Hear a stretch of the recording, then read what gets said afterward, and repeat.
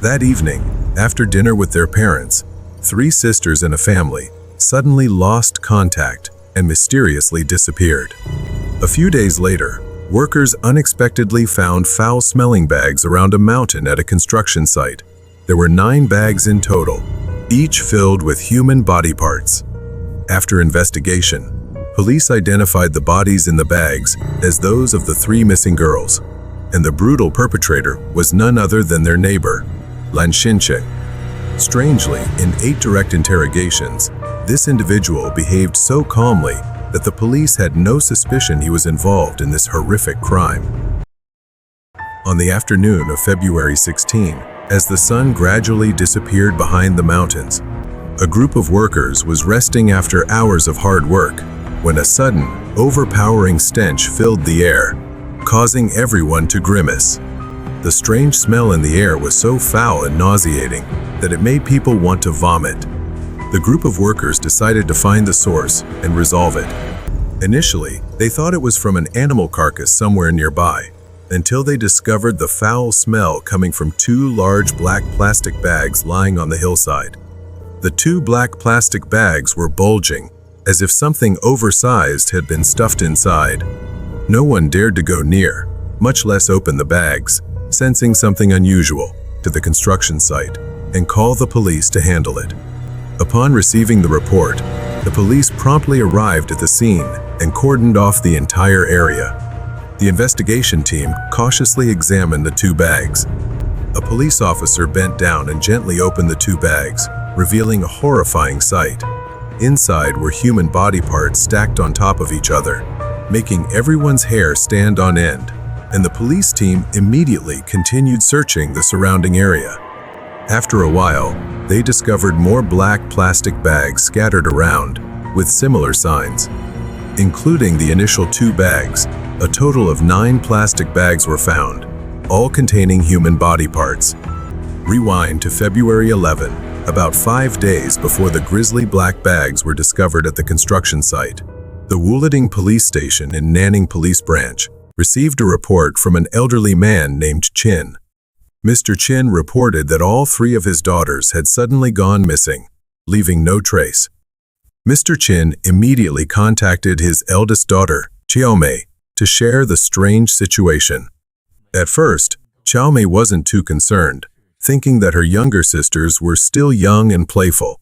Go to the apartment at Jiazhou Residential Building in Nanning City. Upon arrival, the 2 knocked repeatedly, but the apartment remained eerily silent.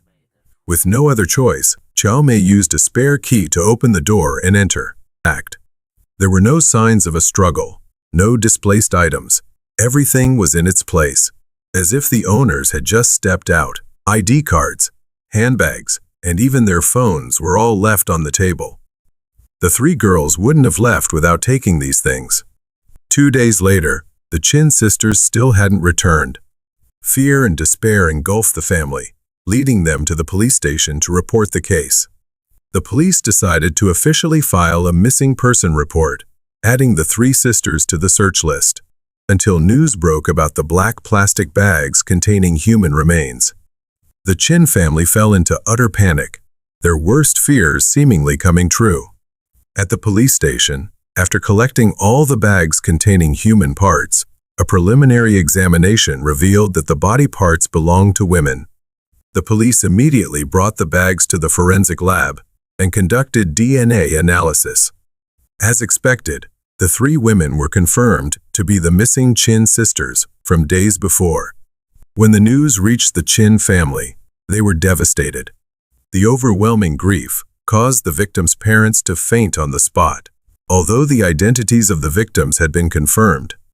To find new leads, the police decided to investigate every household in the Jiazhou apartment complex, where the Qin sisters had lived before disappearing. Police knocked on the door of apartment 709. Answering the door was a man about 26 years old, with a crew cut and a drowsy expression. After a few polite exchanges, the police informed him that the 3 girls living in apartment 703 had been confirmed dead. The man introduced himself as Lan Xincheng, a longtime neighbor in the apartment. The police carefully recorded Xincheng's statements, and everything he said matched the testimonies of other neighbors, leaving the police with no reason for suspicion. Initially, the police considered apartment 703 no bloodstains or any trace of a violent act. The case quickly reached a deadlock. With no leads and after a thorough analysis, the investigators concluded that this was not an organized crime by a gang.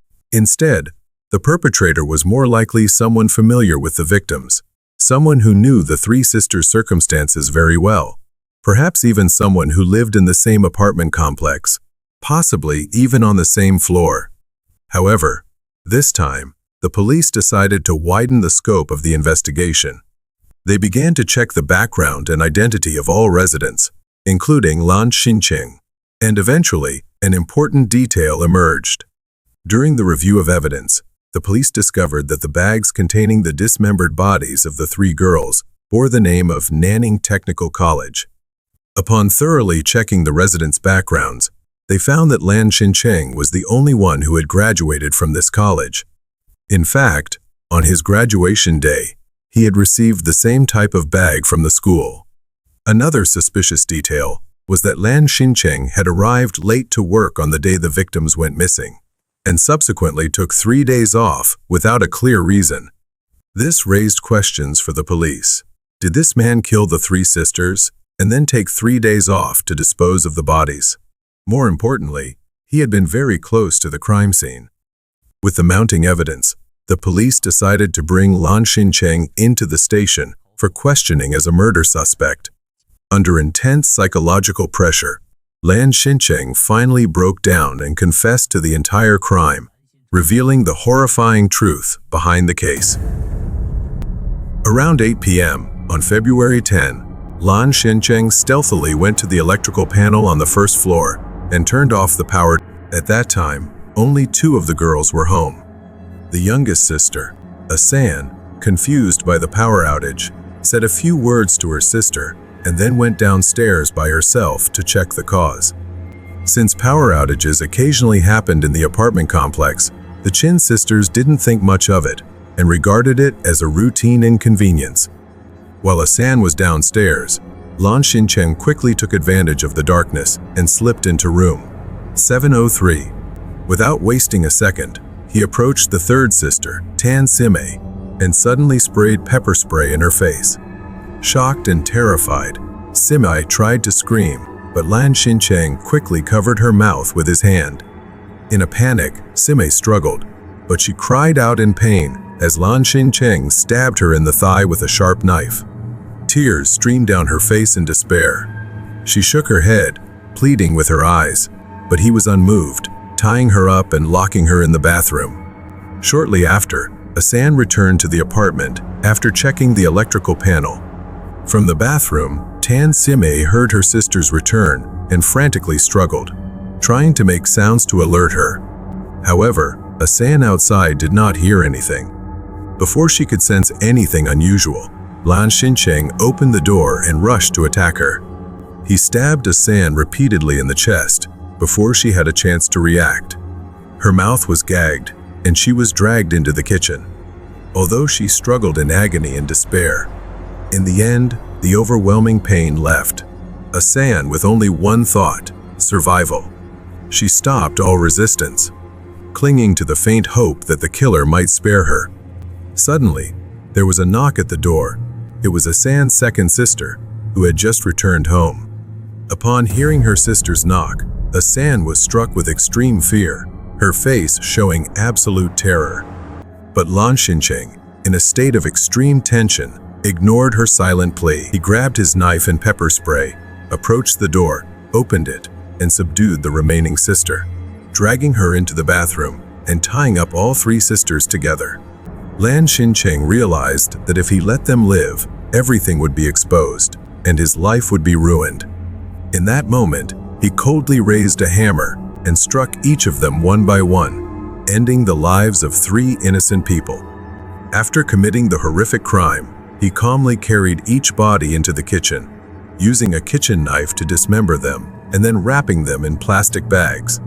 The next day, he requested time off from work, and over the course of 3 days, when he was sure no one was around, He quietly transported each bag of body parts to the mountain behind the construction site, where he disposed of the evidence.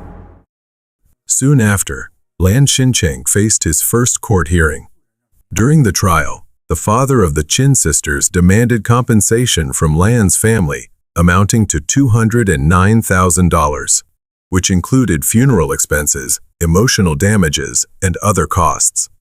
Lan Xincheng's parents considered the compensation, but made a condition. They hoped that after paying, the Qin family could forgive Lan Xincheng and help him get a chance to avoid execution. However, the Qin family could not agree to this request from the Lan family.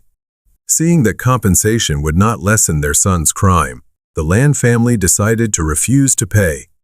During this period, Lan Xincheng's parents actively sought every possible way to reduce their son's sentence. However, this argument was rejected by the court. The court examiner argued that Lan Xincheng acted in a very planned and cautious manner. He had prepared the tools in advance, handled the bodies calmly, and displayed confidence when facing police interrogations. All of these actions showed that he was fully aware and did not suffer from mental illness. Therefore, the court upheld the death sentence in the preliminary ruling. Before his execution, when the judge asked if Lan Xincheng had any last words, he made 3 final requests. First, he wished for a chance to live so he could work and compensate the Qin family. Second, if executed, he wanted to donate his organs to those in need. And third, he wanted to meet with his family one last time.